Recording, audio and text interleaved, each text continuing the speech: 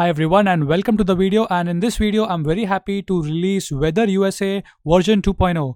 This is officially now available on PyPI, so people all over the world can download and use it. So let me just give you a glimpse of how easy it is to use this library and get the weather data. So all you have to do is install a pip command. The links are there in the description section below. So I say copy on the terminal or on command, just say pip install weather USA and the module would be installed. Once the module is installed, all you have to do is simple. It's not just open your Python interpreter shell or whatever you want to use, IntelliJ, PyCharm. I'm gonna say from import, I'm gonna import sys first of all. After that, what I will do is basically I'm gonna say from weather USA dot weather USA import weather. All right, so that works. Then what we will do is basically we'll create an object of weather.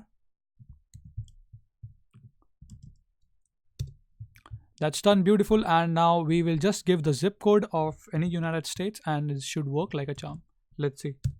And we should get a JSON response. Everything about temperature, wind speed, snow depth, every single thing, you have it right there, just like a charm. I did all the web scraping by myself, and now it's just easy for you. Just with few lines of commands, you can get weather data. I hope you will appreciate this. The links are there in the description section below. Please download Weather USA, try it out. Please let me know if how did you like it or not.